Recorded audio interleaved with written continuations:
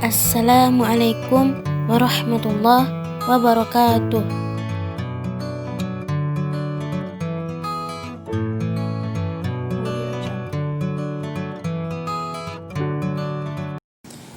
Bismillahirrahmanirrahim. Ta'rifu mantuq.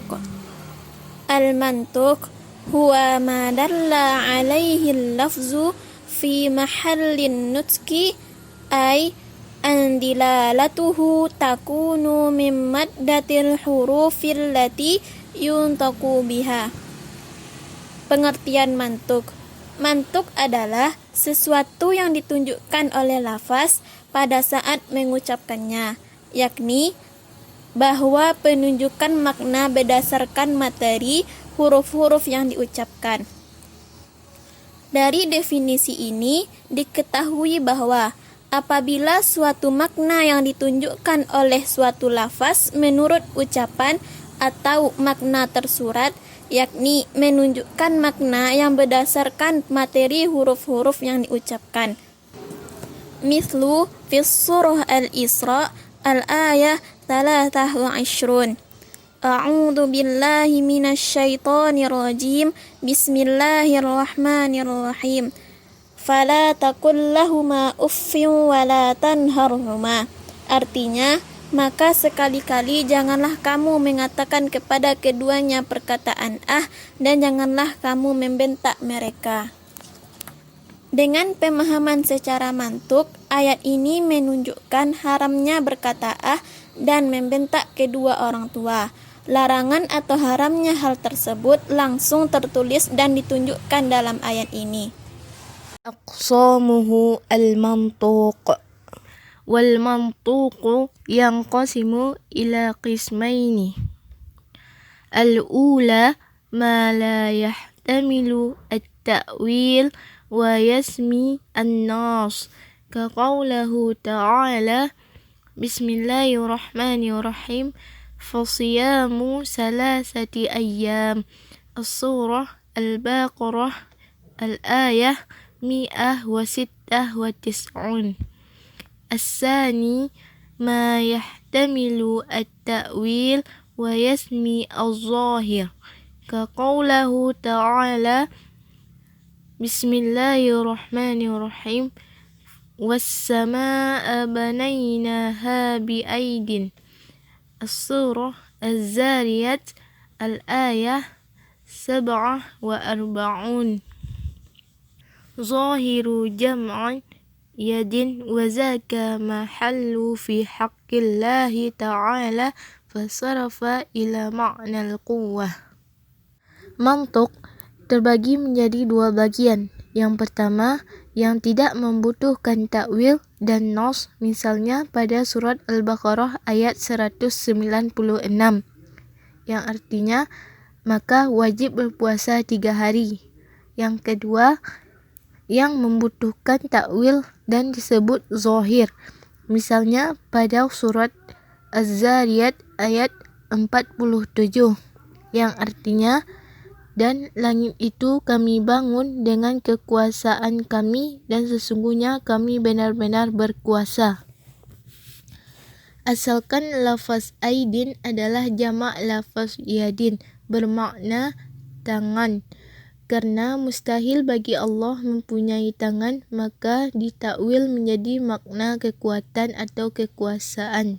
Minhu al-awal fannas huwa ma yufidu binafsihi ma'na sarihan la yahtamilu ghairihi kaqawlahu ta'ala Bismillahirrahmanirrahim fasiyamu 3 ayyam fil hajji wa 7 idza raja'tum.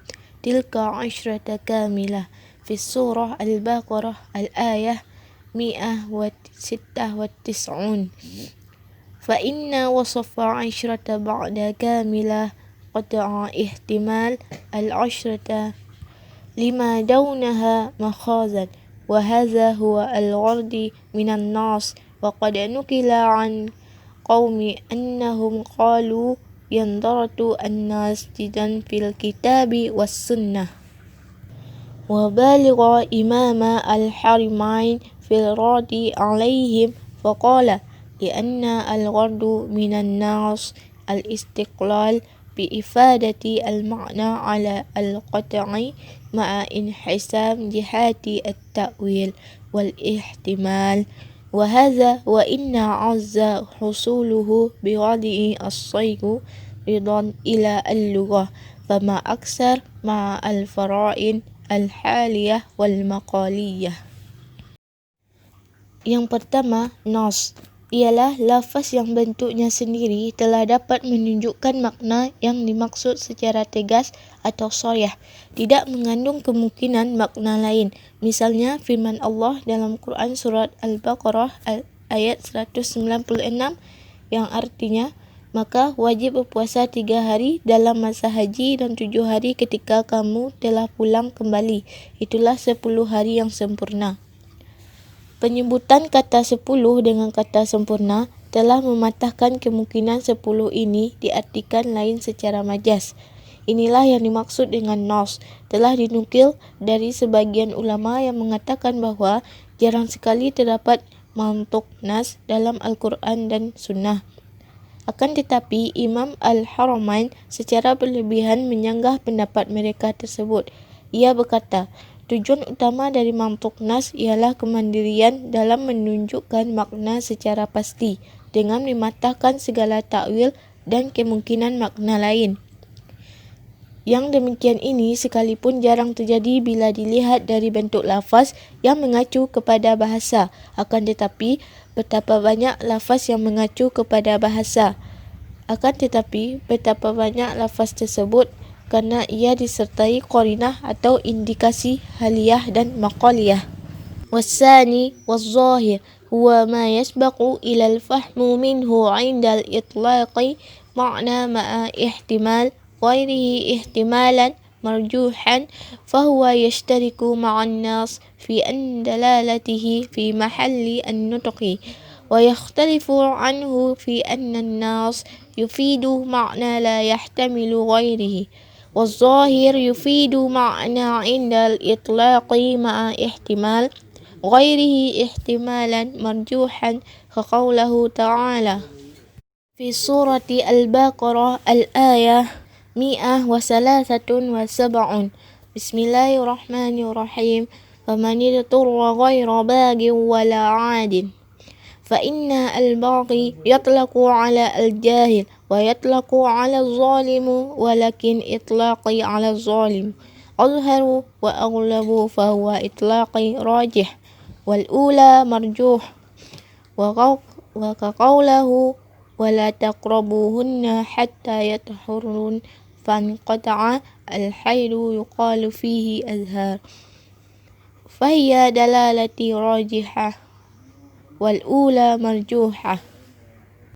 Yang kedua yaitu zahir, ialah lafaz yang menunjukkan sesuatu makna yang segera difahami ketika ia diucapkan, tetapi disertai kemungkinan makna lain yang lemah.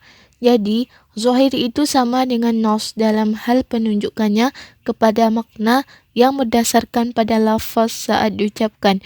Namun, segi lain ia berbeda dengannya, karena nas hanya menunjukkan satu makna secara tegas dan tidak mengandung kemungkinan menerima makna lain.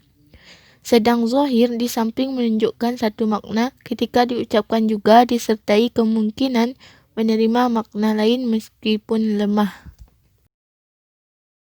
Juga seperti firman-Nya dalam surat Al-Baqarah ayat 222 yang artinya, dan janganlah kamu mendekati atau menggauli mereka sebelum bersuci. Berhentinya haid dinamakan suci atau tur, berwuduk dan mandi pun disebut tur. Namun, penunjukan kata tur kepada makna kedua lebih jelas, sehingga itulah makna yang rajih. Sedang penunjukan kepada makna yang pertama adalah marjuh. As-salisah wal mu'awwal huwa ma humila نفظه على المعنى المرجوح لدليل يمنع من إرادة المعنى الراجح فهو يخالف الظاهر في أن الظاهر يحمل على المعنى الراجح حيث لا دليل يسرقه إلى المعنى المرجوح. أما المؤول فإنه يحمل على المعنى المرجوح لوجوه الدليل الصارف عن إرادة المعنى الراجح، وإن كان كل منهما يدل عليه اللفظ في محل النطق، كقوله تعالى في سورة الإسراء الآية 24: بسم الله الرحمن الرحيم واخفض لهما جناح الذل من الرحمة فإنه محمول على الخضوع والتواضع وحسن معاملة الوالدين لاستحالة أن يكون لإنسان أجنحة. Yang ketiga yaitu mu'awwal. Adapun mu'awwal ialah lafaz yang diartikan dengan makna marjuh karena ada sesuatu dalil yang menghalangi pemaknaannya dari makna yang rajih. Mu'awwal berbeda dengan zahir. Zahir diartikan dengan makna yang rajih sebab tidak ada dalil yang memalingkannya kepada yang marjuh. Sedang mu'awwal diartikan dengan makna marjuh sebab ada dalil yang memalingkannya dari makna rajih. Akan tetapi, masing-masing kedua makna tersebut ditunjukkan oleh lafaz menurut bunyi ucapannya. Misalnya, bunyi ayat Al-Isra ayat 24 yang artinya, dan tundukkanlah pada keduanya sayap kerendahanmu sebagai wujud kasih sayang. Lafaz jannah az-zulli diartikan dengan tunduk, tawadu dan bergaul secara baik-baik. Dengan kedua orang tua tidak diartikan sayap, karena mustahil manusia mempunyai sayap. المفهوم تعريف المفهوم وأقسامه. المفهوم هو ما دل عليه اللفظ لا في محل النطق. Pengertian mafhum. 1. Mafhum ialah mengambil pengertian lafaz dari yang tidak diucapkan atau yang tidak dituliskan. 2. Para ahli usul fikih mendefinisikan mafhum sebagai penunjukan lafal yang tidak diucapkan atau dengan kata lain penunjukan lafal terhadap suatu hukum yang tidak disebutkan atau menetapkan pengertian kebalikan dari pengertian lafal yang diucapkan bagi sesuatu yang tidak diucapkan. 3. Secara ringkasnya, mafhum adalah memahami suatu makna secara tersirat. Wal mafhum yanqasimu ila qismaini. Al-awwal mafhum muwafaqah wa huwa ma kana al-maskutu anhu muwafiqan lin-nutuqi bihi kama daraba al-abawain. Mafhum min qawlihi ta'ala Bismillahirrahmanirrahim. Fala taqul lahuma uffin. Suratul Isra 23. Wa kamana ihraqu malal yatama min qawlihi ta'ala Bismillahirrahmanirrahim.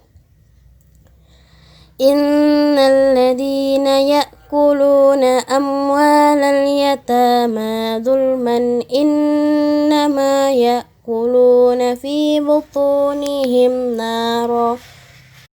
Suratun Nisa 10. Macam-macam mafhum. 1. Mafhum muwafaqah adalah pemahaman yang diambil sesuai dengan yang diucapkan atau ditulis. Misalnya, tentang larangan memukul kedua orang tua yang terdapat pada surat Al-Isra ayat 23 dan larangan membakar harta anak yatim yang terdapat pada surah An-Nisa ayat 10. At-tani mafhum mukhalafah wa huwa ma kana al-maskutu anhu mukhalifan lin-nutuqi bihi ka'adama wujubiz zakah ala ma'lufah. Al-mafhum min qawlihi sallallahu alaihi wasallam fi sa'imatil ghanami zakatu wa 'adamal hajji في غير أشهر معلومات. قال الله تعالى: بسم الله الرحمن الرحيم. الحج أشهر معلومات. وجواز البيع يوم الجمعة إذا لم يؤذن مؤذن. قال الله تعالى: بسم الله الرحمن الرحيم. إذا نودي للصلاة من يوم الجمعة فاسعوا إلى ذكر الله وذروا البيع. سورة الجمعة الآية 9. 2. Mafhum mukhalafah adalah pemahaman yang diambil berlawanan dengan yang diucapkan atau ditulis. Misalnya, tentang tidak wajib zakatnya hewan-hewan yang dipelihara diambil dari mafhum mukhalafah dari hadis Nabi sallallahu alaihi wasallam. Fi sa'imatil ghanamiz zakah. Artinya, untuk kambing yang dilepas bebas itu wajib zakat. Dan tentang tidak bolehnya melakukan ibadah haji selain bulan-bulan yang telah ditentukan diambil dari mafhum mukhalafah surah Al-Baqarah ayat 197, Al-Hajju Ashhurum Ma'lumat, yang artinya musim haji adalah beberapa bulan yang dimaklumi. Dan juga tentang bolehnya berjualan pada hari Jumat sebelum azan Jumat berkumandang dari mafhum mukhalafah surah Al-Jumu'ah ayat 9. Idza nudiya lis-sholati min yaumil jumu'ah fas'au ila dzikrillahi wa dzarul bai'a. Artinya, apabila diseru untuk menunaikan sholat Jumat, maka bersegeralah kamu kepada mengingat Allah dan tinggalkanlah jual beli.